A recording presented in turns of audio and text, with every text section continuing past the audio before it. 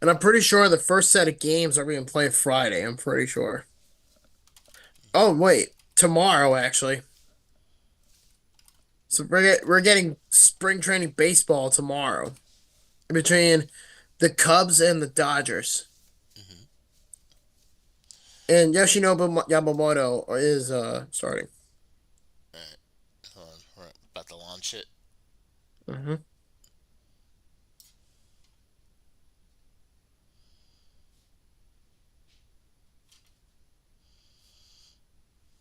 right, hold on. We're about to launch it. Hmm. Buffalo After Dark is proud to recommend I Barbecue for You. Pre-orders are suggested by calling 716-880-7667. I Barbecue for You, Buffalo's new barbecue destination.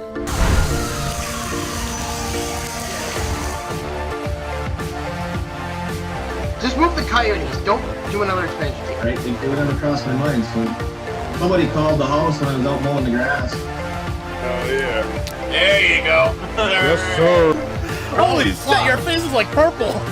Are you still up? Now in your fifth season, it's Buffalo After Dark. Welcome, Buffalo After Dark, everybody. It is Wednesday night, the February 19th. Of course, it's me. It's Hanson. How's it going? We got a lot of stuff tonight. I am fantastic, and I gotta be honest, man. The sports world's been a little slow since the Four Nations Faceoff took place. Hmm. That's very true, and we'll definitely talk about that tonight because, especially with USA versus Canada, if you all haven't seen how that game went in the first 9 seconds, it was old school hockey. We had three fights to kick it off, and it's been good hockey to say the least. So Definitely. yeah, so I don't know. You want to start with hockey tonight since we're kind of on that? Yeah, I mean, you might as well. I mean, we're kind of shifting our momentum now that football's over, Hmm. but doesn't mean we take our foot off the pedal because free agency starting soon. Right. Yeah, and we'll get into some stuff with salary cap too. But for anyone who's been watching the Four Nations, honestly, it's been a nice change over the regular All Star break because we've actually seen some good hockey, and of course it'll be USA versus Canada in the finals, and gotta love the Kachuk brothers throwing the fists. Yeah, big time. What really stood out to me about this tournament is I've seen a lot of comments about this tournament, and a lot of people have said that this easily trumps the NBA All-Star game. And people have said, even though I don't watch basketball, a lot of people have said that the NBA All-Star game has been nothing but a complete dud compared to the Four Nations face-off. Yeah, I mean honestly, the NBA All Star game was a waste of time. To say it the way it is. I mean, a lot of the stuff that they've done is even worse than what the NFL has done with the Pro Bowls. So I will tell you that the NBA honestly was not worth watching whatsoever. Yeah, no. And the funny thing too is the All-Star game in the Major Four, every single one of them is all different.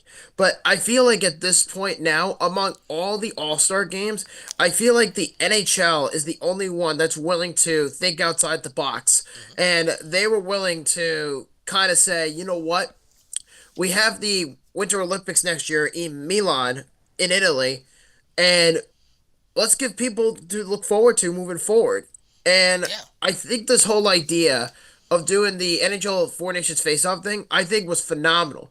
But if you remember when it was first announced, I said, why the hell are they doing this to begin with? What's the Hmm. point of it? I was very critical about it. But then after actually watching the games and actually watching how everything has turned out, I honestly really, really love this idea because the fact that you are able to take four countries, I mean, I wish it was more, but the fact that you took Finland, Sweden, the United States, and Canada in a small regular season round robin Hmm. tournament and replaced it in the all instead of doing the All Star game this year, and you did it with this, you got the memes, you got the attention that the NHL has been wanting for years in the international stage. They've got people who don't even watch hockey talking about this. Hmm. Yeah, definitely much better than what we've seen in the past. And honestly, it's been a great thing to watch. Like, regardless of what game it's been good hockey. So it's going to be nice to see how the finals play out with the USA versus Canada again. And then, you know, I hope to see this more often, quite honestly. I mean, it was a nice change. Well, I have read recently, and I don't know how accurate it is, but based on the recent actions that the NHL has been making, is they're going to supposedly make this into a round robin thing every 4 seasons around the time of the Olympics. So if you take about what I just said a few minutes ago, was the Four Nations Face-Off is technically a preview of what's to come in Milan. So when the Winter Olympics rolls out next winter, around I want to say early February, we're going to see a lot more countries. We're going to see a bigger league, like a bigger schedule of games. I mean, compare that to like Sweden versus Finland, Finland versus Canada. Hmm. So everybody in this tournament got a chance to play each other. Some Yeah. teams were better than others. But I think ultimately a lot of people were just completely thrown off by just how fun this has become. Hmm. Because again, you got people who don't watch hockey for at all talking about it, and they're just saying like, "Oh, did you see what's going on in the hockey world?" Or, "Oh, did you see the United States?" I have to say though, as far as hockey, a lot of people in the sport in general who are just casualties, a lot of them watch it and they're just like USA, USA, and they have so much patriotism for their country Hmm. in this tournament. Yeah. I mean, you're 100% right about that. So, I mean, overall, it's been a great change. It's been great to watch. It's still going to be fun to watch, especially for the finals to see who takes the title. So, definitely looking forward to that. And then thinking about some of the other things in the hockey news as well too. We'll get to that, but of course, if you want to jump on, we are live on Facebook and on YouTube. So of course, feel free to drop a comment. We'll get it on. And if you haven't seen last week's episode, it is on Spotify as well as both platforms. So feel free to check it out. And we have everything up and running right now. So jumping back into some of the hockey news, and then we'll shift into football. Brad Marchand might be on his way out of Boston, which is kind of interesting because he's been the lifeline of that franchise for a while. Oh yeah, a lot of players in this deadline this year have been like that, where they've been on a team for so long. Like recently, there were comments about Evgeny Malkin, and Hmm. he came out basically saying, "I am debunking this. I do not want to be traded, and I want to retire a Penguin." And so everyone was like, "Well, is Evgeny Malkin gonna get traded?" And it turns out no, he's not. He absolutely just Hmm. shut that shit down. So compare that to Marchand. Um, that one to me was, and this just came out Monday, and it's Wednesday as we're recording this, obviously. And Brad Marchand himself said that he wants to stay with the Bruins, but says that if the team wants to trade him, he hopes they tell him first. Right. Yeah. But but the It, question, go ahead. yeah, it's kind of like, and we'll get into football too. It's kind of like how Trevor Lawrence found out that Pittsburgh's interested with him through Adam Schefter. So the team didn't even tell him. But Wow, yeah, we'll talk about that later. But the utter disrespect. I mean, yes, I mean, see, with the Bruins on paper, they're not as good as they were like 2 years ago. Like 2 years ago, they had what, 65 regular season wins? yeah, But then again, it became forgettable because they didn't do jack dick in the playoffs. yeah. And then they fired their coach. So Well, there you have it. And Jim Montgomery got fired at the first 20 games of the season, and you yeah, replace him with Joe Sacco of all people, which I'm just like, yeah, the Bruins are shit. yeah. I still don't get the logic in that move, but then there's also talk about Bo Byram and the fact that he might get 9 million, so he might have a pretty interesting payday here. Ooh, Bo Byram.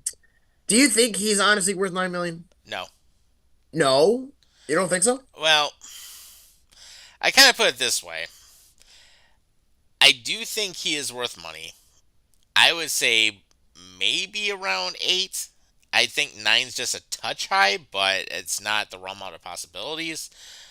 But at the same side, though, Honestly, I don't want Kevin Adams doing anything because I wanted him gone years ago, but unfortunately, we're probably not going to get that, so we're stuck with him. But Bo Byram is probably one of the best defensemen that we have right now, if not the best defenseman. So, If I was running the Buffalo Sabres, I would have a few ideas of my own. For one, I would keep Bo Byram as long as possible. Give him like 8 years for like $8.5 million. That's the minimum I give him. No higher than 9.5. That's my offer. If he asks for anything higher, then I would say trade him. But Bo Byram to me is the least of the team's issues. And I think into consideration, Owen Power's contract is terrible. And that's yeah. because Kevin Adams decided to be a dipshit and put the Sabres Yeah, in. and pay him the world, and he hasn't proven himself yet. Yeah, quite literally. 7 million for what, Kevin? Can you explain this to me? Yeah. S- Seriously, at this point, I'd be ready to package deal him to some team. But I mean, who the fuck is even gonna take on that contract at this rate? Shit, The send him to only Vancouver for all I care. Vancouver, yeah, I've heard this one for a while. I've heard the Red Wings were interested in Power. Well, I know they want Dylan Cousins, but I doubt that's gonna happen at this point. Right. I think of all the teams that have interest in Dylan Cousins or Bo Byram in this case, we know Byram is getting interest from the Canucks, but I don't think the Sabres want to trade him. But I do think Cousins will go to Chicago. That's my opinion. I think he's going to land in the Windy City, and Hmm. he's going to be a future line mate with Connor Bedard. There you go. Go to a team that sucks even more. Well, it's more That's, of a business move. I mean, yeah. I it's mean, not of like course.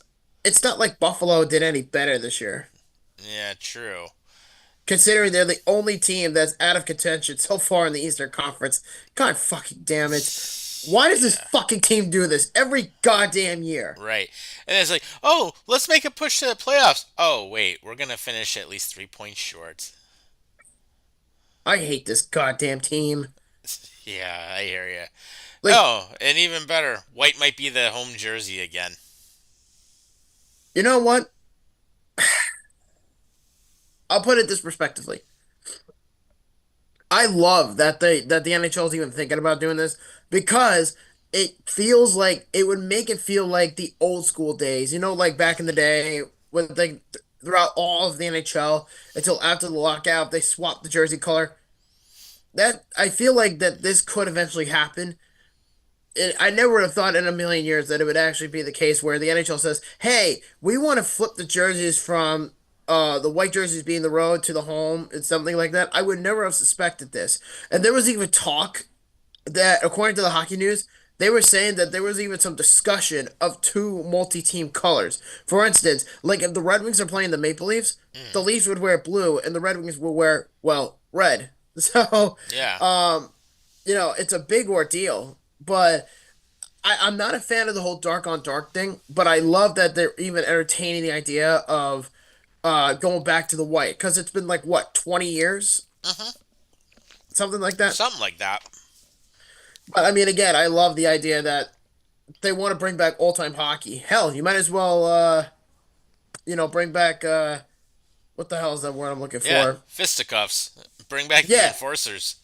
I was gonna say might as well bring back fighting. I mean, they've already done so in the Hmm. Four Nations Face-Off, Yeah, which which but it sorry, was go ahead. actually one of the most popular things so far. You actually had good fights, and the thing is, people love it. Yeah, there is something I do want to say, and I do want to ask you. Is Hmm. during the Four Nations face-off, there was a thing that came out that said that if a team wins in regulation, that's 3 points, and if a team Hmm. wins in overtime, that's two, and if a team loses in overtime, that's one, and if you don't win in regulation, you don't get anything out of it. Do you think that this is supposedly going to be a rule or a preview of what's to come in the NHL? Because there has been speculation that a lot of people are very fond of this idea, where the Saber, or not the Sabres, where teams get 3 points for a regulation win.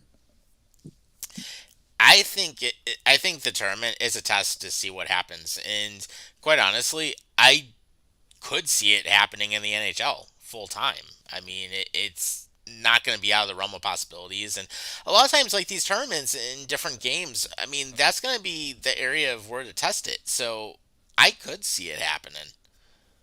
Like, it's nice that the NHL is doing a round robin tournament rather than a traditional boring ass All-Star game, Hmm. because I think what the NHL realizes is that they were losing viewership every year for the All-Star game because the effort that they put on last year in Toronto made it. Exhibit A is Nikita Kucherov with the stick handling Yeah. challenge. Oh my God, he looked so disinterested in Hmm. actually doing that competition. And people pay hundreds, if not thousands of dollars to go to that game. I Right. mean, I don't know how expensive the All Star game is, but considering the one that's coming up next year at UBS Arena, which is going to be fun as hell, um, I'm not sure if players are going to be that committed to it. But what I think is going to happen is because they got so much inspiration for the Four Nations Face-Off, Hmm. I'm under the impression that they're going to try to make this into a every 3 year kind of a thing, because you also have to remember, and we failed to mention this, is the World Cup of Hockey is coming back in 2028, and supposedly instead of having the tournament in September like they did in 2016, Hmm. they're going to do it mid-season in like January, like late January, Okay. early February, to host this event. But the only question is, where is it going to be? Right. Right. But no, it's definitely a great point. And with everything else that we're seeing too, I mean, who knows? We could see some other things coming up, possibly with the cap and different things, which would be nice. But then again, there's definitely that coming up in football, which we'll talk about here in just a few moments. So it's Yeah. some good stuff. But no, overall, if you haven't gotten a chance to actually check out the tournament, definitely check it out. Lots of good hockey to watch and a lot of good highlights that you can see. And then, of course, the championship game is coming up. And the funny thing is, I actually about an hour ago before we got on the show, I actually went on to NHL.com Hmm. and I bought a Team USA jersey.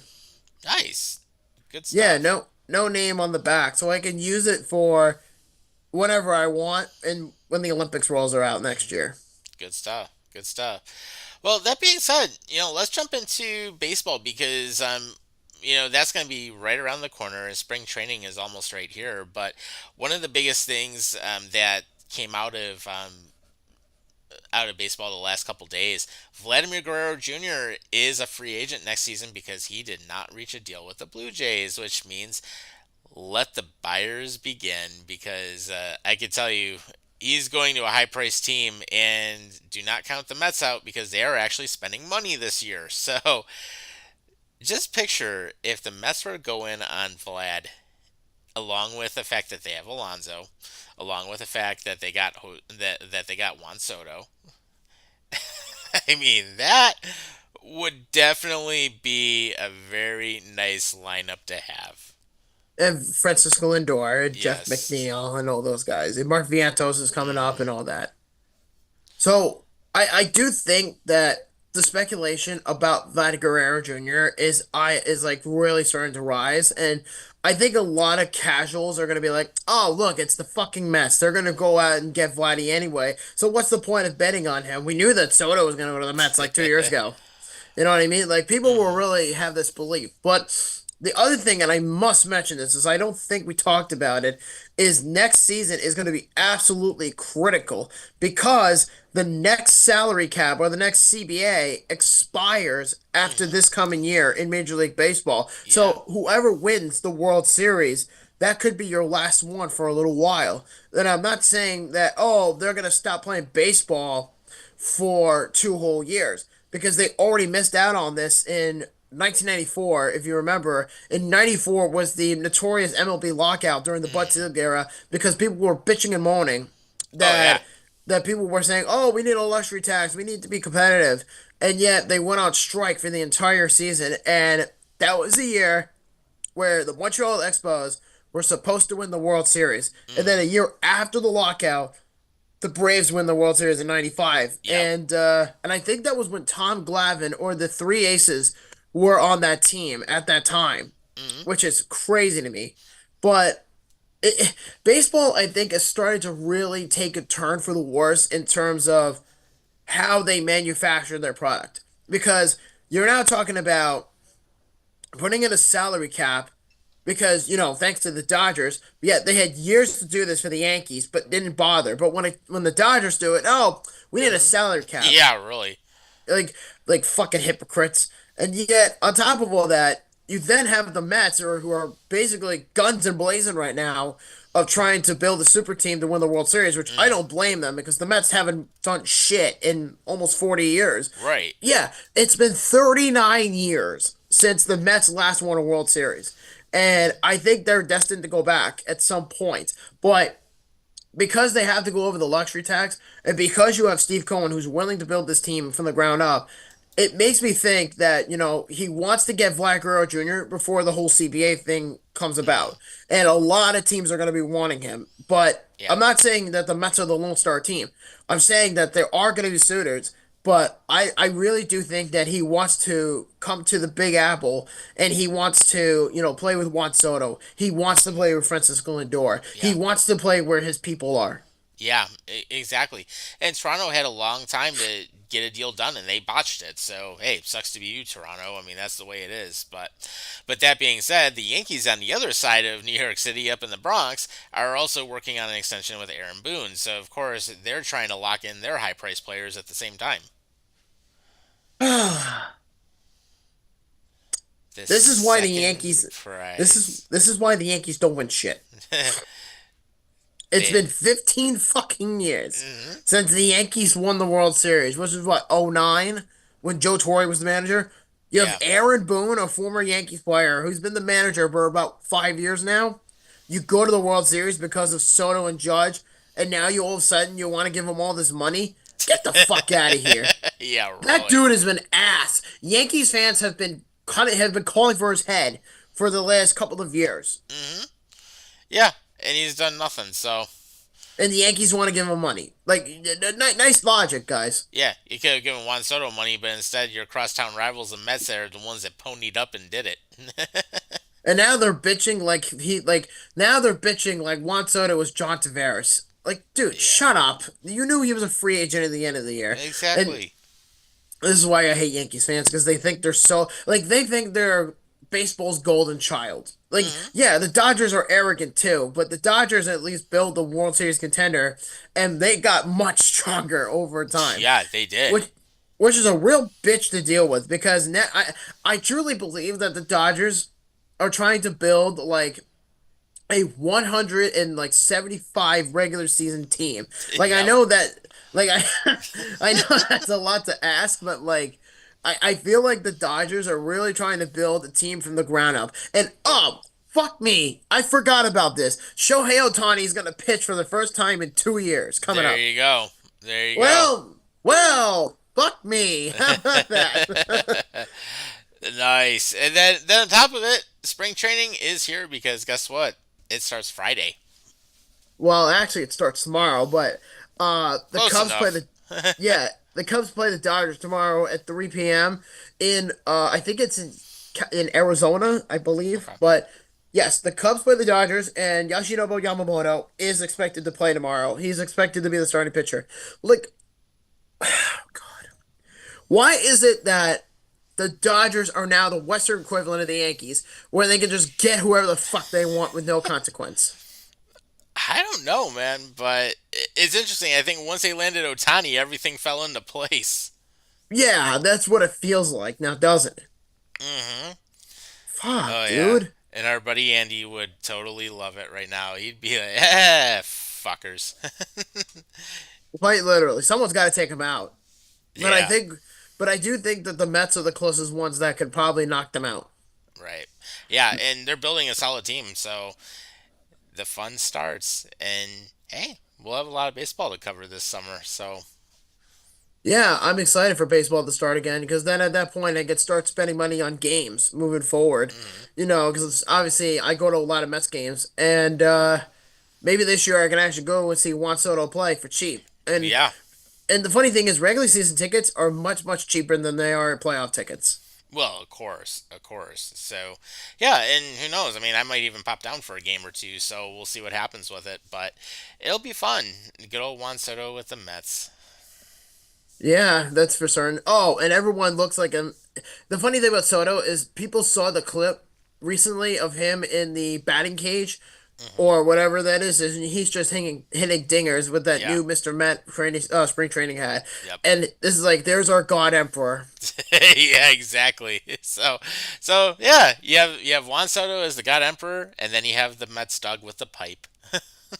Oh yeah, for certain. I mean, I'm excited for Mets baseball this year Yeah, already. yeah, it'll I be mean, good. I mean, they had a really good run at the end of last year, so oh yeah. I think like do you think this past year, like this year alone for you as a baseball fan, like do you think like that's like to kind of revolt you to follow the sport even more? Because I know you've only at that point in time been a Mets fan for like 3 years.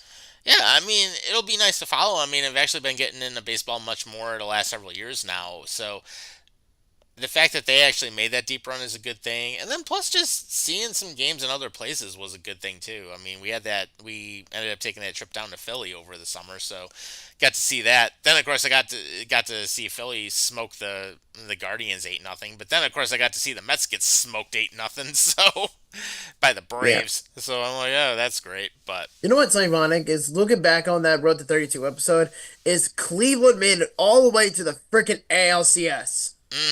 I don't know how they did that, but they did.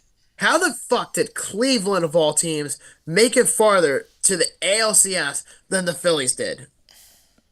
I will never understand that. Yeah, me either. And Cleveland was not as good of a team either. And the Mets were supposed to get knocked out in the first round. And Yeah. they went all the way to the NLCS in 6 games to the Dodgers of all Mhm. teams. Yeah, I mean they literally took the Dodgers to the limit. They truly did. And I think now adding Soto, I think that just adds more firepower. It does. It does. That and Liquid Death. So I am actually drinking Liquid Death tonight. So Yeah, we'll call that the sponsor. I got just Poland Spring on me. I don't drink alcohol or energy drinks, Yeah. whatever you want to call them. Oh, Liquid Death's not alcohol. Oh, you know what I It's forgot to it's mention? carbonated water. Fair enough. But you know what's funny? We forgot to talk about this in hockey. Was that the about New Orleans? That's something that I think that came out today. Yeah. So New Orleans might be in line for an NHL expansion team. They're trying to That's make a right. big push to bring them to the Big Easy. And the thing is, I don't know how that's going to be pulled off because I mean I've never really heard of it being that big of a hockey market. But then the interesting thing is their arena is going to need to be completely redone, or they're going to have to build a new arena for them. And then on top of it, it's like who would even possibly own this team, and that's what I'm trying to figure out. So it was interesting to hear that that may be a possibility, and the fact that they're actually looking at it. But honestly, get a team in Quebec first. Well, Kevin Weeks posted this today, and this was a big topic, and I really wanted to talk about it.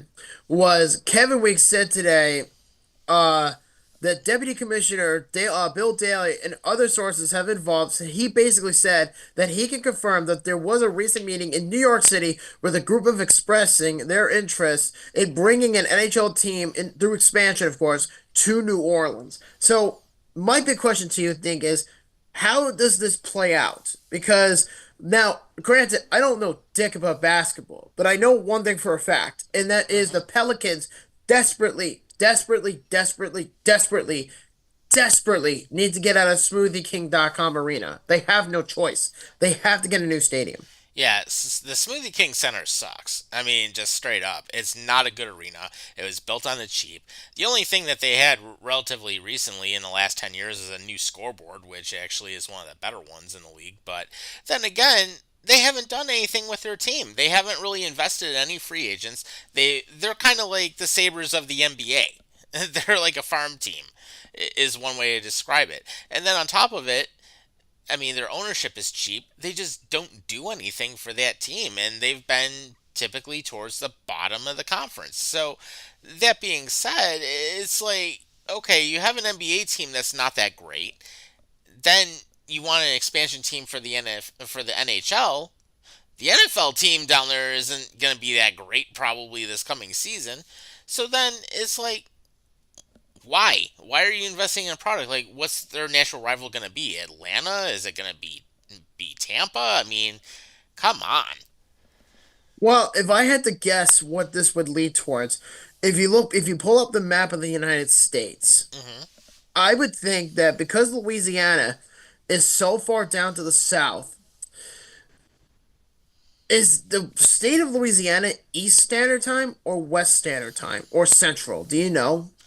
It's either gonna be Eastern time or Central time. It's gonna be one of those two, because I know when I was in Texas, down in Dallas, that was actually still on Central time. So I would have to think it's got to fall under Central. Um, oh wait, that was Louisville. I'm trying to find the time for New Orleans. Excuse me, fellas. Here we go. Okay, so right now it's 7:40 p.m. here Eastern Standard Time in New York. In New Orleans, as we speak, it's 7:40 p.m. So in this context, New Orleans, if there was a team, it would be a Western Conference team. It would be in the same time zone frame as the Predators. Yeah. Oh, I was gonna say it's 8:40 Eastern time, dude. You said 7:40 Eastern time, and then you said 7:40 Central.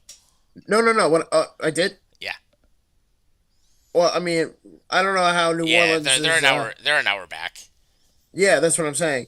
But you know what's really interesting about this whole New Orleans talk is there actually is a history of hockey in New Orleans. Did you know that? I would have never thought that. Well, I'm going to tell you now, and this is for all of our audience as well.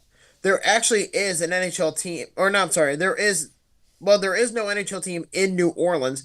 There was a team in the area. They were called the New Orleans Brass. They were an ECHL team from 1997 to 2002, and they were a one-time affiliated with the San Jose Sharks. And Okay. their games were played at first at the Municipal Auditorium until 1999 in downtown New Orleans, and then in 2002 was the New Orleans Arena, which is where the Charlotte Hornets used to play when they became the Mm, New Orleans Hornets. So basically, uh, they did not last very long, and their logo and their color scheme, and this is actually kind of interesting. Their color scheme was yellow and gold, and interesting.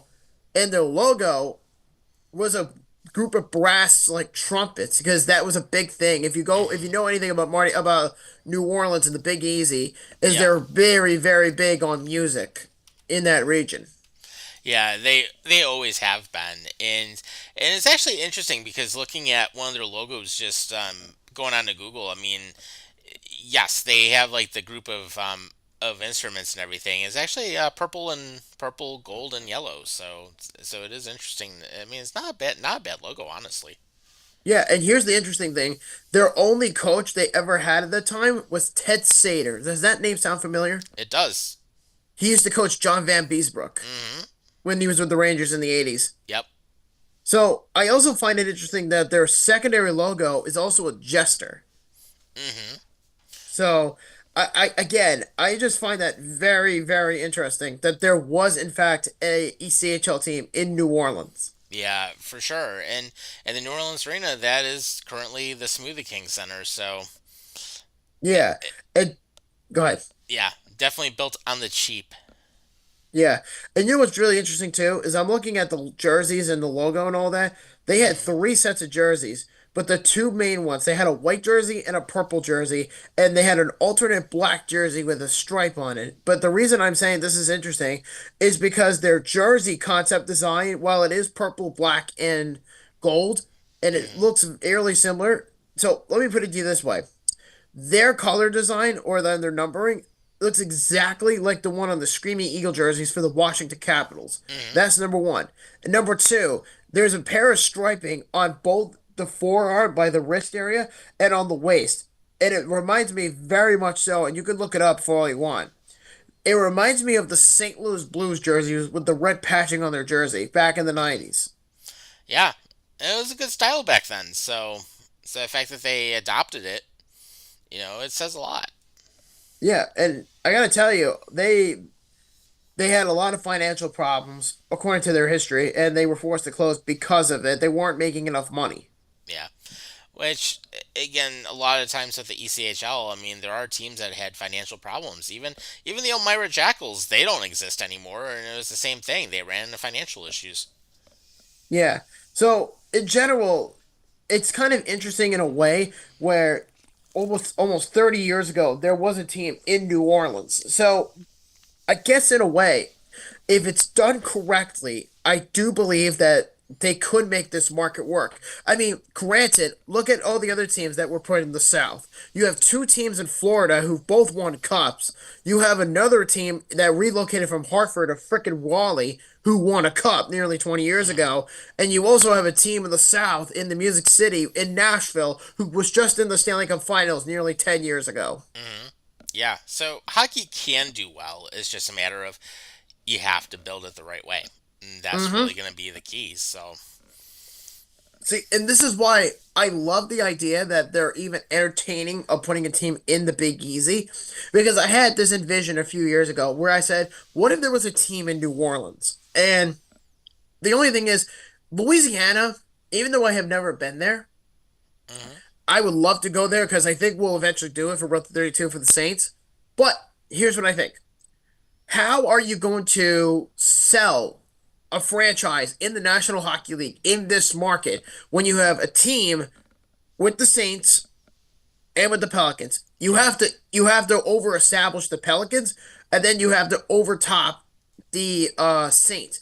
And the only way you're gonna get through that shit is if you win a championship. Yeah, and they would have to do it properly, and they'd have to do it fairly quickly too. I mean, it's going to be similar to what Vegas ended up doing, where they ended up getting a cup in their first 10 years, and they haven't even been in the league 10 years yet. So it's one of those they have a lot of work cut out. They could possibly do it. It's just a matter of getting the right ownership in place. Right. And again, I think going back to the NHL idea about teams in the South, in a way, it makes it interesting because I understand Bettman is very committed to these non-traditional markets. I mean, yeah, it didn't work out too well with the Coyotes. I mean, we already know that story. Hmm. It didn't work out with Atlanta, even though they're trying again for the third time at some point. Then you have the two Florida teams who both won Stanley Cups in the last 5 years, Hmm. and then you have the three California teams, which is again a non-traditional market. And then you have Nashville and then Vegas, who just won a cup 2 years ago. Yep. And now you want to put another team in a state like Louisiana. Hmm. So we'll see how everything plays out. But I mean, New Orleans will have work cut out for them. I mean, obviously, they may take a similar strategy like Vegas did, and take a lot of the free agents and go about it that way. But we'll see what happens. So, Do you think that if they were to confirm an expansion team in New Orleans, do you think they should go back to the brass name and just change the designs for the modern NHL, or do you think they should go with something different? I haven't really thought about that as of yet, and I'm almost thinking, you know what, go for something different, go for something unique. Yeah, because I feel like that if they were to bring a team to New Orleans into the NHL, I feel like that if they use the brass logos like they did when they were in the ECHL, I feel like that's a lawsuit in the making because the St. Louis Blues will sue the shit out of them. Yeah, I mean, So, it's very possible. well, I do have one proposal for a name. Hmm. How about, you ready for this one? Hmm. My proposal for a team, the New Orleans Gators, Makes sense. because you have a lot of gators and a lot of swamp Hmm. puppy. Yeah, literally, you have swamp puppies all over the state of Louisiana Yeah, you definitely do. You definitely do, and it makes sense. So, no, it's definitely an interesting take on that. because You you know, can't to use say the least. pelicans and you can't use saints. Right, right, very true. But that being said, we're getting closer to the top of the hour, so let's jump into football. And of course, for anyone who's joining us, feel free. We do have the comments going up on Facebook, and of course, we're on YouTube right now. And by the way, if you haven't checked out some of our older stuff, go to Spotify. We have our episodes up on there every week. So the Chiefs keep making excuses for how bad they played in this Super Bowl. And there's no end to it. There really has been no end to the excuses. And I mean, I don't even know where to start on this one. But Oh, I certainly do. yeah, they're blaming the refs. Well, yeah. So this article came out last Friday, and I want to read this to you. So Henry McKenna, who I believe is a newspaper writer for the Kansas City Inquirer, He said that a Chiefs coach implied that the team may have suffered from what they call, ready for this, Super Bowl fatigue. And the guy said, quote, before the game, a Chiefs coach told me that the media members had been asking him if going to Super Bowls ever gets old, and he bluntly said, it does. There was legit Super Bowl fatigue from the Chiefs team, and it was completely clear in the first half when things escalated very quickly. And the Chiefs waited too long, in quote, to get to this game, and they lacked the requisite energy, and the dreams of a three-peat fell short. They didn't prepare big enough. That was the biggest thing. They didn't prepare. They weren't ready for Philly. Fuck Super Bowl fatigue. I don't think there's such a thing as that. You have to prepare and be ready for it. And the Chiefs didn't.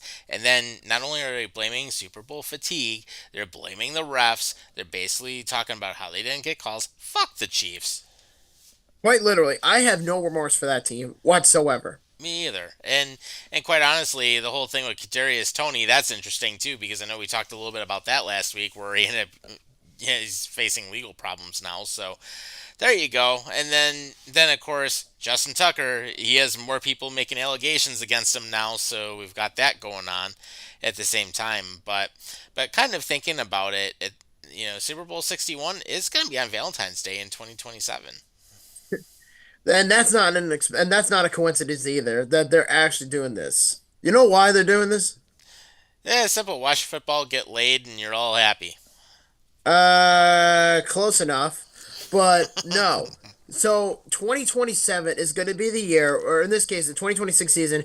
That's the start of the new Bills Super season with the new stadium. So 2026 is the start of the year. And 2027 is Valentine's Day. That pretty much means, and we've talked about this a handful of years now, is about how the NHL, I mean not the NHL, the NFL rumoredly wanted to expand the schedule to 19 regular season games.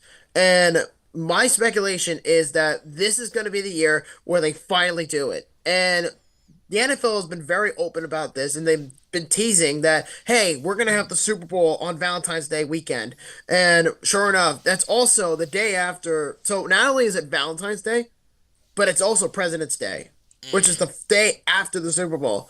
So I I kind of get what he's doing here with Roger Goodell. I get it. He wants to expand the schedule. He wants to make it shorter than it actually is, rather than dragging it on and then have what a 2 3 week window for free agency, and then have the draft and then push the season along, which Yeah, could happen. yeah, it definitely could. And it'll be interesting how they end up playing that out, but no, that's a good point. And then on top of it, Netflix wants to keep building up because they want the rights to the NFL. Yeah, 2 words. Fuck Netflix. Yeah, exactly. Fuck Netflix. So, yeah, as Tom was saying, Netflix is looking to pay for the rights to the NFL Sunday afternoon package deal from both Fox or CBS.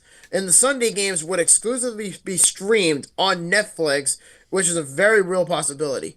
Okay, there are two problems to this. One, Number one, Netflix is $25 a month. No streaming service in this planet should not be $25. right, That's number one. Number two, not everybody has Netflix. right. And hey, And go ahead. and I used to have Netflix, and I got rid of it because I thought it was shit. So there you go. The only benefit that Netflix has now are shitty spin-off knockoff TV shows, and you also have shitty independent B movies. There's nothing good to watch anymore. The only damn thing worth about it are the docu-series that get released every couple of years, like they did with the Tiger King during the pandemic, or a couple years ago they did one with Jeffrey Dahmer, and they're soon to do one with Aaron Hernandez. So the docu-series is they strike gold, but I feel like that Netflix only is set on one set of like TV shows or movies. They don't expand. And also, they tend to remove shows and movies from their platform every 6 months. Yeah, yeah.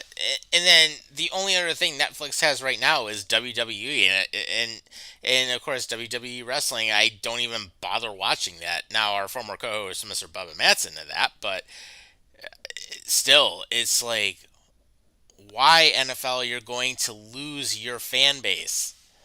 Quite literally. It's almost like they want to bury their fan base. It's like they want the money. Like, I understand that Netflix is a big corporate, company that's investing into Hmm. money, but here's the thing. I think it would have been better if you just left it alone. Because Yeah. there are older people in this country, your parents, my parents, people that have, adults that either are alive or whatever, or they Hmm. have relatives that watch football on a Sunday. Like Britt and I watch regular TV on Yeah. Sunday for the games. Why the fuck does the NFL want to allow that to happen? It's bad enough that YouTube has the rights to DirecTV, and DirecTV with the NFL is $540 fucking dollars Yeah. for an Which I entire would year. never pay that. Yeah, so what the fuck does the NFL think fans are gonna do? Do they just say, "Oh, DirecTV is too expensive? Cool, we'll put it on Netflix"? Hmm. What the fuck do they think is gonna happen? Yeah. It's totally stupid. Like that whole plan. Totally stupid. You're gonna blow your fan base, and then basically on top of it, then your fan base is gonna bitch and complain about it. Netflix doesn't even work that great half the time, anyways. Especially if you're streaming at the highest levels that they have. It's just not worth it. And then of course, older people that want to watch football, they're not gonna shell out for $25 a month in Netflix. It's like, are you crazy? It's not gonna happen. Well, the other problem too is a lot of these older people that you were referring to, like anybody I would say that's over the age of 65, Hmm. unless you've had Netflix prior in your younger days when it first came out, unless you know how to navigate Netflix, people that don't know what they're doing, and this happens to happen a lot, is you have people who have, iPhones or Androids these days, and they're Hmm. like, how do I do this? Or something like that. Yeah. Or can you show me this? Or oh, how do I get out of it? Because they rely on us to help them out. The Hmm. same thing is going to happen here with Netflix. Is the fact that the NFL is allowing um Netflix to do its thing is just bona fide like batshit crazy. Yeah. It is. It is. And you wanna know what else is batshit crazy? The bullying scandal that it turns out was fake. Oh my god. What a huck of shit that I know. was. Yeah, it destroyed Richie Incognito's career, I'll tell you that. All It- for fake shit. yeah, so quite literally. Um so for anybody who don't know, former Dolphins offensive lineman Jonathan Martin says he was quote never bullied or never believed for a second that he was being bullied by Richie Incognito. And Richie Incognito actually made a comment about this. He said he couldn't cut it in the NFL, so he quit, and his mom blamed me. And the legacy media pushed this narrative for far too long. Hmm. And too bad it was all a lie. They lied to protect his money, and he quit. The team had every right to claw back that money, and his mom started the bullying narrative with ESPN. Yeah. If I'm Richie Incognito, even if it's past the statute of limitations, now that you know this is fake, sue his ass. Yeah, I just find that disgusting. That the story came out in what 2012 when this came out. Yeah, yeah, it was like 13 years ago. That was over 10 years ago. Why Yeah. is it so my question is why is this being brought back up after 13 years ago? If this was legit, it makes me think, how did Richie Incognito get back into the NFL? He got a second chance with the Bills Hmm. after the whole thing with the Dolphins. Right. And then and people was like, "Oh, you're gonna hire a racist. You're gonna hire, a douchebag." And to be completely fair, though, Richie Incognito does have a video that came out over a decade ago of him saying racial slurs to a bunch of black people at a Right. bar in Miami.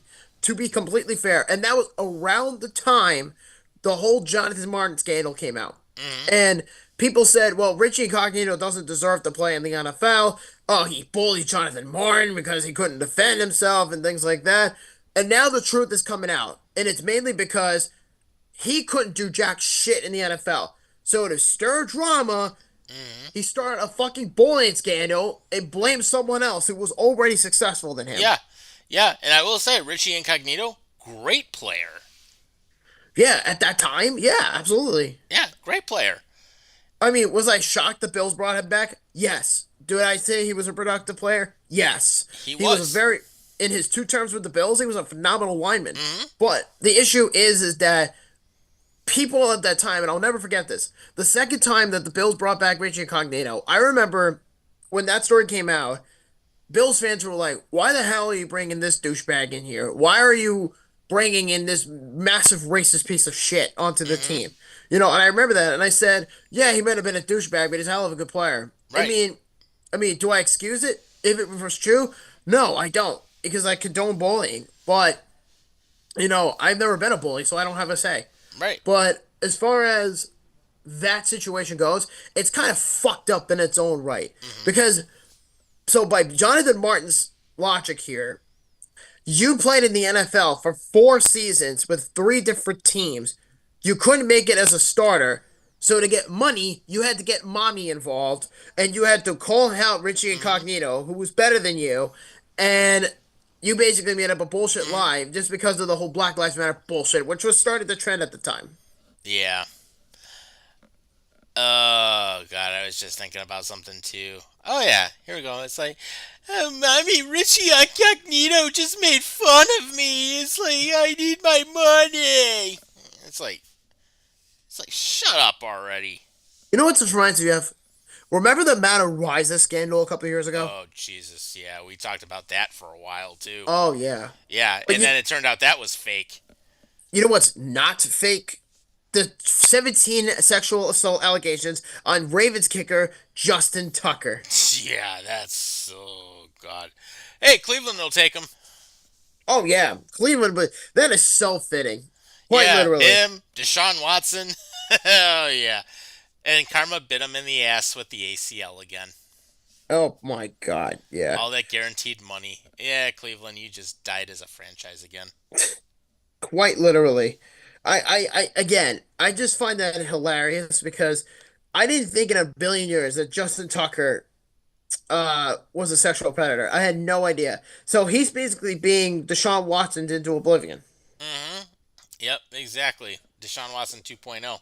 So, Well, well, that's nice. yeah, exactly. Except he doesn't have 49 clients either, or however many that Deshaun had. But I think he had like over 30 women call out against him. yeah, something like that. Well, Justin Tucker, you're not that far off. So there you Oh, go. But we'll see how that whole story plays out.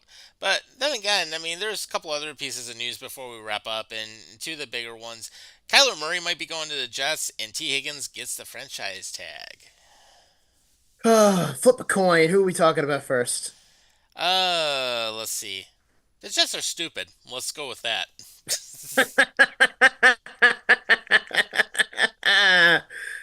The Jets are stupid. Hmm. That's a good way to put it. Even though I'm half asleep, the Jets are stupid. Oh my God. You see the fucking shit that came out about the Jets? God, don't remind me. All right, we'll start small. So it turns out Woody Johnson spent. You want to know how much money Woody Johnson spent on the Jets in the last couple of years? Yeah, Let me give you the names. Aaron Rodgers, obviously. Devontae Adams, obviously. And then you have Randall Cobb and Alan Lazard. yeah. He spent way too much on those guys. You know how much he spent? Yeah, tell us. All right. So Woody Johnson, he had this plan all planned out for years. He called it the Green Bay East. That was what he called it. He spent $111 million on 4 players. Jesus. So the quarter combined was for 66 games played. It will cost the Jets, you ready for this? Mm. $64 million in dead cap space in terms of charges. Aaron Rodgers, $49 million. Devontae Adams, $8.4 million. Al Lazard, $6.6 million if he's released. Mm. What a what a what a total fucking failure that has got to be. That is Yeah, so embarrassing. it That is. this is what happens, Tom, when you have an incompetent owner who makes baby powder for a living. That's how he made his money. Mm. And then all of a sudden, you bring in Aaron Rodgers and company. You did all that Mm. just to appease his buddies to come play for the Jets, and it cost you $111 million. Yeah, yeah, it's pathetic. Quite literally. Yeah. Although it's like here's another thing too. It'd be hilarious to see what the New York Jokes site on YouTube actually ends up saying about it. Oh, I definitely want to hear what they have to say. So the other thing too, while we're on the Jets, is now that Aaron Rodgers is out of the equation, who do you think is going to be the next quarterback of the New York Jets? Oh Jesus. Do you have any ideas? Any I guesses? wouldn't be surprised if they try to go. Well, obviously they're trying to go after Kyler Murray, so I mean, there's that. Oh my God, yes. Well, there's also been talk about Kirk Cousins, but the one with Kyler Murray is the one that's the most intriguing.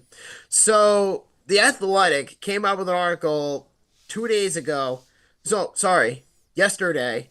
There was an article that came out from The Athletic that basically said, quote, that the New York Jets are urged to trade for Kyler Murray from the Arizona Cardinals. And pretty much the status quo from Zach Rosenblatt believes, and he said this, he said, quote, his dynamic and his contract is reasonable at this stage, which is $18 million based in this salary for this year coming up, 2025. 22.8 million in 2026, 19.5 million in 2027, and the Arizona Cardinals would only incur a $10.7 million dead cap hit in this year if they cut him post June 1st and replenish some draft capital. And Arizona, although it is very highly unlikely they are parting ways with Murray, but an aggressive offer by the New York Jets could make this interesting. And Zach Rosenblatt, the guy who wrote this article, believes that Kyler Murray would be a great fit for the Jets. And he said he's dynamic in his contract at that stage. Basically, everything I pretty much just said was the salary base. Mm-hmm. It's just funny how they want to do so. And the Cardinals, like I said, would only incur 10.7 million in dead cap for this year alone. It could replace him by that point. And there aren't many ready replacements out there for Murray this offseason, but the Cardinals do want to make the playoffs this year. Right. All I can say is the Jets are fucking stupid.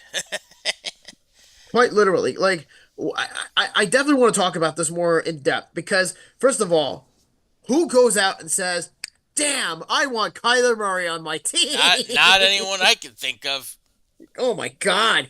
And the Mm, and the fact that this guy had the audacity to whine like a little bitch a few years ago because he wasn't getting mm, paid what he wanted, and yeah. all the Call of Duty jokes that came out about him, that it's just essential at this point. It is so fitting with the New York Jets. Right. It really is.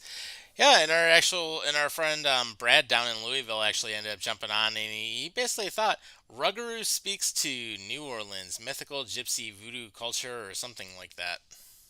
Well, there was an arena football team called the New Orleans Voodoo, I believe. I'm not 100%, but I'm pretty sure that there was an arena football team in New Orleans called the Voodoo. Yeah, could be an option for those guys.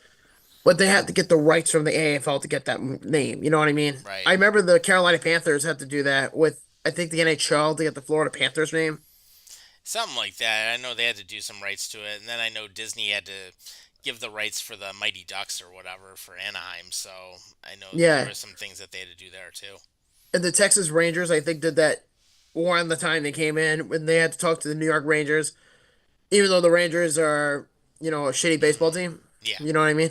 Yep. But the point is that I think with the whole situation with Kyler, it is so fucking stupid. Like I can't even point my finger on it because it's like Garrett Wilson wanted to be traded, but Mm-hmm. now that Aaron Rodgers is gone, he might stay put. But I'm not counting on it because it's the Jets and they'll do the most Jetsy thing possible. So here's Yep. what I think is going to happen. This is my trade proposal. And I firmly believe this, by the way, because I think it makes too much sense. Mm-hmm. The Jets get Kyler Murray, and they also get a third and a seventh from the Cardinals. The Jets would give up Garrett Wilson, a 2025 first round pick, and a 2026 second round pick to the Arizona Cardinals. Only problem is the Cardinals don't have a quarterback at this point. Right. That's the only problem with Mm, Arizona in this trade. yeah. But him paired up with Marvin Harrison as a 1-2 receiving core, why not? Right. I mean, it's not a bad pairing. So No, it's not.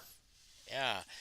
And then, of course, one last thing that we've got: the Patriots have unveiled new uniforms. Well, they didn't unveil them yet, but they're talking about it. They're gonna unveil, and supposedly they're gonna put out sneak previews of the new uniforms in March, and then the full unveiling in April, but around the time of the draft. Um, as far as I've heard, remember the '90s jerseys? This is like 30 years ago. Remember when the Patriots went to the Super Bowl against the Packers in New Yeah. Orleans with Drew Bledsoe and Terry Glenn and all those hmm guys? I heard that the Patriots are talking about bringing that design back, but they're going to modernize it. Yeah, and you know what? And that's not a bad thing, honestly. I mean, they actually had a pretty good jersey back then. Their number schemes weren't that bad either. Yeah, they really weren't. So it's not a bad thing to bring back. And honestly, it would probably be a nice little upgrade. Maybe, but it also depends on if Kraft wants to do it. That's the only problem. Yeah, that. And I should also mention that the Chargers today were announced that they will be playing their season opener in week one on September 5th in Sao Paulo. Brazil. NFL's Yep. going back.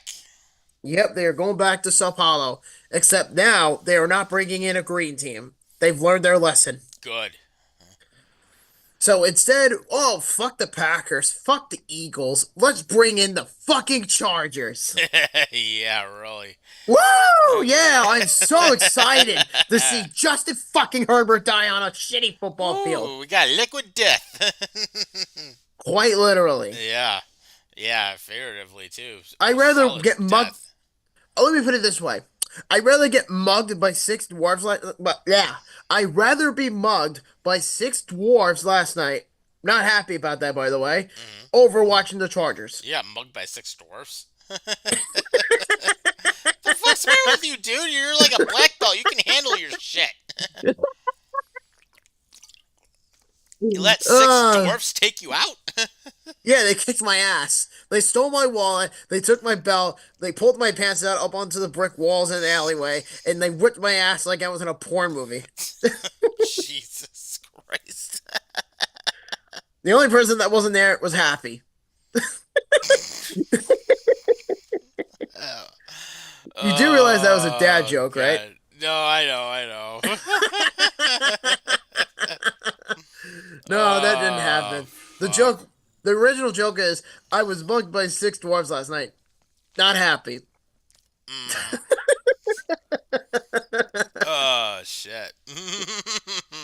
I'd rather do that than watch the Chargers play in Sao Paulo. Yeah, I think someone would have an ass ripped more than watching a Chargers play, so. Oh man, Fun stuff. Well. fuck me. Uh, Oh, man. God, we got through everything in an hour. well, yeah, we kind of rushed it, but it doesn't matter. Actually, there is one topic we didn't talk about yet. What's that? The Bengals. Oh, sweet Jesus. Yeah, T. Higgins got the franchise tag. Yep. So he still wants to be traded. His mom tweeted out saying, "The Bengals, y'all are selfish." Yeah. Except Yeah, the and Bengals haven't done shit to surround themselves with better players. well, that's been like that for quite some time now, Yeah. has it? hmm And guess what else? Jordan Schultz of ESPN reported that we actually finally have a price tag of what Jamar Chase wants to be paid. What is the price tag? Help me out here for a minute. How much does Justin Jefferson make? I was gonna say he gets paid pretty well because I mean if I take a look at it, let's see. If you don't mind, because I do want to bring this up for really quick. Yeah, let's see. Yeah. So while you're doing that, the NFL today informed all 32 teams that the 2025 team salary will fall in the range of $277.5 million to $281.5 million, which means that would set the Buffalo Bills up around 12 to 15 million in the right direction. Yeah. And just in case you're wondering, Justin Jefferson, $35 million a year. 35 mil he makes Yeah.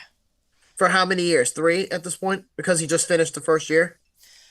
So his deal is let's see. I'm just taking a look at it real quick, just to see what I can find out.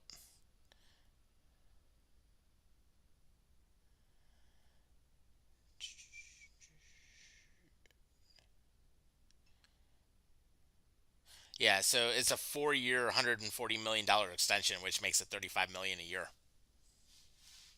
Okay, so 35 million per year for 140 mil, you said? Yeah, 140 million total, so it's a 4 year deal.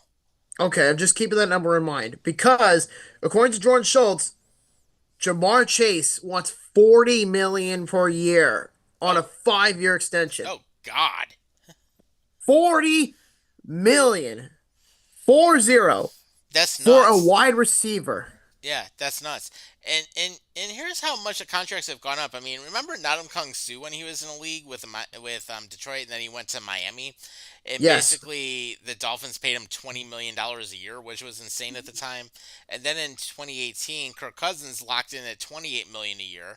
Then Tyreek Hill got 30 million a year for being a wide receiver, first ever to have that.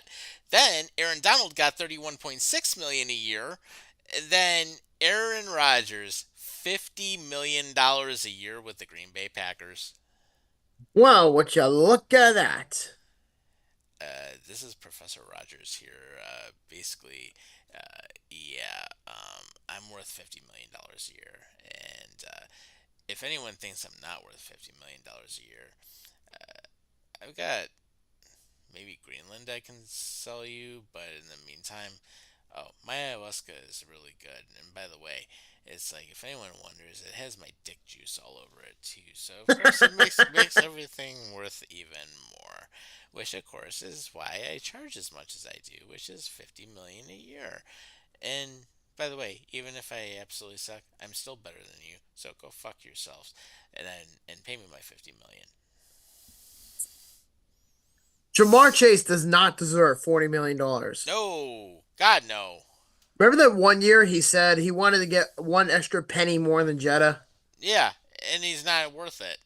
No, he's not. Like, okay, I don't think to say it, that's fair to say he's not worth it. I think he's worth every penny, but not 40 million. No, Absolutely not. definitely not. I mean, that's like James Cook saying, I want 15 million per year. Yeah, No, and he's not worth it. no, it's not. And the issue with receivers and running backs, I understand with running backs because they have such a short window in the Right. NFL. Like, look what happened with Todd Gurley. Look what Hmm. happened with Le'Veon Bell. Look what happened to Ezekiel Elliott, Dalvin Cook. Who else got washed up very quickly? Yeah, I mean McCaffrey's hurt every single year, so Yeah, and Christian McCaffrey makes 19 million per year right. with the San And Francisco he only plays like half 49ers. the games. That's the problem. And James Cook wants to be the second highest paid running back in the league. It's like, dude, we love Jimbo, we love Cookie. Hmm. Great, You, great sir, back, are but not like worth 15 mil. you, sir, are not getting $15 million. If you want 10 and a half, if you want 11, fine. We'll work with that. Hmm. However, if you're gonna just stay put and stand your ground, here's an idea. If you attempt to go and sit out at training camp just because you act like a whiny, arrogant bitch, just because you know the team is very close to winning a Super Bowl, Hmm. how about if you don't accept the deal for less than what you're originally asking for and you decide to sit out? We'll just trade your ass and get someone that's much cheaper than you, Hmm. Yeah. In fact, here we go. Trade him to the worst team in the NFL. which is the Bears, Titans, Browns. Oh God, he would. Well, you said the worst team, so I was just listing shitty Yeah, teams. yeah. I would say. What is he? Who's picking first this year? Oh, Tennessee, and that was by complete fault because yeah. the Patriots were supposed to be horrible, and they ended up fucking it all up because they beat. Yeah, yeah, because Gerard Mayo had too much pride and he didn't want to roll down and lose. Well, the Bills also benched all their starters. Right, exactly. But no, I mean, for if he were to go to Tennessee or if he were to go to New England, trust me, well, I wouldn't want him in the division, but yeah, you'd have to get something for him. Well, I have a solution. If Hmm. James Cook does not accept the contract extension with the Bills for the cheaper option than what he's been given at this point, I have a promotion. How about this? Even if James Cook doesn't play, Hmm. get rid of Ty Johnson and bring in Nick Chubb as a second There down you back. go. I'd be cool with that. I'm playing chess here. Hmm. But the only question is he washed up? Right. is the only question with Nick Chubb. He's a free agent in a couple of weeks. The Browns have said nothing so far. I mean, if you leverage him, maybe like as your second back, I mean, you're taking some of the pressure off of him. So I mean, he could do some serious damage. At the same time, you got to watch the injury prone, aspect of him too.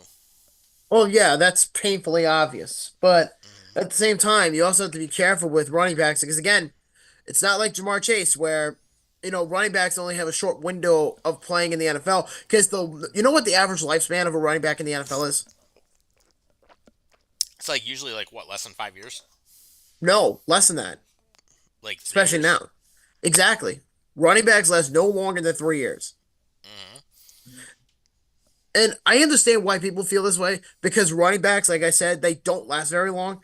And for James Cook, I understand he wants to get paid, but the only condition I would pay the damn guy, unless you're Derrick Henry or Saquon Hmm. Barkley, the only condition of paying you for what you would have wanted, if they say, okay, we'll give you 15 million, you're not going to have enough to get a pass rusher. You're not going to have enough to get a defensive back. You're not going to have enough to get a number one wide receiver. So this is a situation where Yeah. if Cook wants to get paid that bad, this is a position where you have to take a stall. You have to Hmm. literally take what you have and you run with it. Right. And even considering that salary cap is going to go up, it's still not going to help. So basically, you either got to take a team friendly deal or you're out, and that's the way it's got to be. And the last time I checked, the Bills I think were 14 million in dead cap. So I'm thinking this has something to do with it. So if the cap is going up to around 12 to 15 million by this coming year, that what puts the Bills at 2 million in dead cap? Yeah, it's not a lot of dead cap because we already took the big hit on it. So that's actually not a bad thing. But then again, it's like James Cook, you're not worth 15 million, and if your brother Dalvin Cook is telling you that, he's full of shit. And considering Dalvin is on the practice squad with the fucking Cowboys, Yeah, what does that tell you? it tells you a lot. But I also would say this. There's also been talk that the Bills could release Von Miller, and if they do so, and they can't cut him until June 1st, which is around the time of the Stanley Cup Finals, Hmm. or just around the corner of that time. If the Bills wait till June 1st, unless they find a trade partner and they trade him, the Bills could save $23.8 million dollars in cap space, but considering 23.8 million plus 15 million going up. Hmm. So that puts the Bills at what? Like 20 mil? Something like that. I mean, and the fact is, Von Miller hasn't done much in his entire tenure here. I mean, don't get me wrong, he's a Hall of Famer. Well, he's going to be in the Hall of Fame, and he would totally be in first ballot. I would think, Well, yeah. but given his injury history, especially the last several years, he hasn't done anything here. It's been all talk and nothing really on the field except for flashes during his first season here. Like when the Bills first signed him, I was ecstatic that they got him Hmm. because I was like, how the hell did the Bills land him is beyond me. Yeah. Because the big thing with Von Miller, and I remember this to this very day, was the first day he came into One Bills Drive. There was a Hmm. video, and you can look it up on YouTube, when Von Miller first arrived to Buffalo, and he was getting a tour of the building and stuff like Hmm. that. I remember he was just no emotion whatsoever. He was just observing, and everyone was excited. And Hmm. he's like, I didn't want to sign here unless I was fully committed. I wanted to see the building. And he even admitted it, saying that I wasn't ready to sign that contract until like I got a chance to see the building. Yeah. And he was really impressed with it. And he's like, all right, I'll sign the contract. Hmm. Yeah. And then he's done like next to nothing ever since. So if you have the opportunity to cut him or if you can trade him, do it. I mean, at this point, it's worth it. Yeah, but if you compare Von Miller to his age to Jamar Chase is what, 25, 24. Yeah, I think he's got to be one of those two. I think he's 24. Yeah, so Jamar Chase still has a whole decade of football left in his prime. And he's not even in his prime yet. And he's one Right. of the best receivers in the game. He already won the freaking Triple Hmm. Crown in the regular season. I mean, Cooper Kupp accomplished this a couple of years ago, but for him to be the leading receiver, the most touchdowns, yada yada yada, Triple Crown status, and you Hmm. want to be paid 40 million, I think as hell of a player as he is, he is not getting $40 million unless some jackass team like the Patriots or the Commanders come out of left field and they said, "We don't give a shit how bad we are. We're gonna give you money." And they probably would. And you know what? I'm willing to bet your ass that if Jamar Chase was on like the Patriots, I don't think we would pretty much get the same production as he is right now with Joe Burrow. I guarantee you that. Right. Yeah, it's gonna drop off. It would, especially with him getting paid that kind of money. That's ridiculous. So, Right. and again, the fucker wants $40 million. But if you go back and you compare that to like James Cook wanting 15 million, and Von Miller Hmm. could get cut for 120 million for the last 4 years of his deal, Right. which is nuts. So realistically, the Bills. I mean, I'm excited for free agency to start because I want to see what the Hmm. Bills do, and I expect them to do something crazy. Even though Brandon Bean says every year, "No, we're not going to do anything crazy." He Hmm. always does something crazy. Right. It's Brandon Bean, for God's sakes. Yeah, there's always a big splash at some point in the off season, and he usually always makes something happen. So. Usually, yeah, but I can't really blame Vaughn for his decline because he tore his ACL in his first year and he Hmm. did great within that span.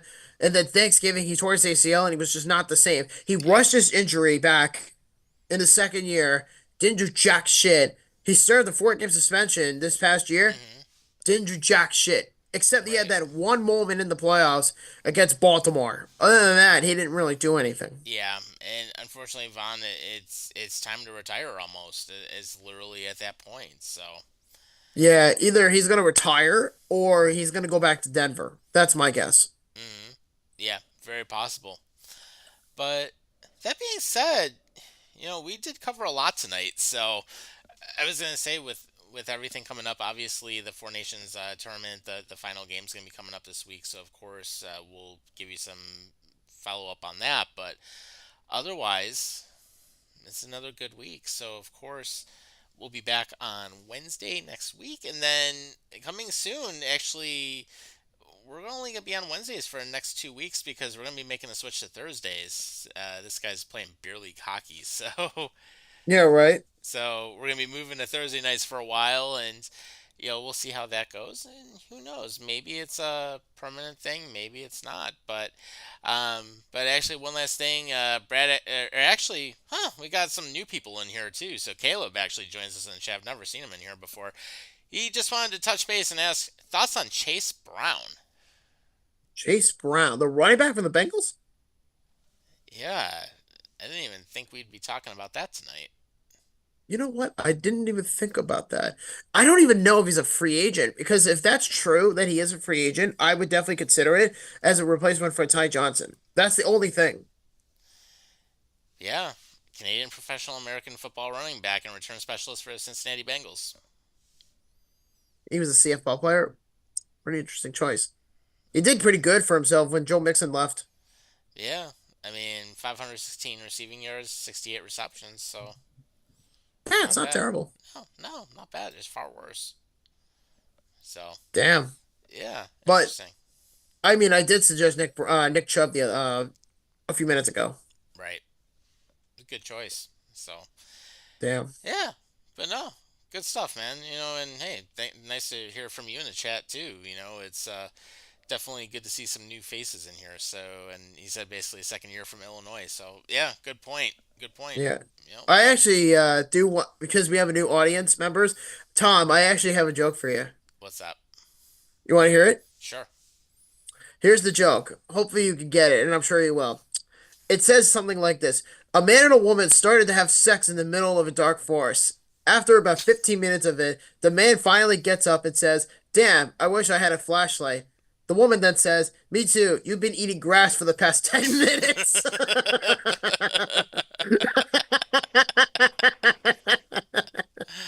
Oh Ah. man, and he says good luck. Well, hey, good to see you, man. Definitely join us more often. Good to have some new faces in here. So that being said, we'll wrap up. Of course, thanks to everyone who joins us, and of course, if you want to see our older episodes, go to Spotify.com. Look up Buffalo After Dark. We are on there, and of course, we're always here on YouTube and on and on Facebook, and Chase is laughing his ass off. So good stuff, man. But that being said, as usual, take care of yourselves and each other. We'll see you next week.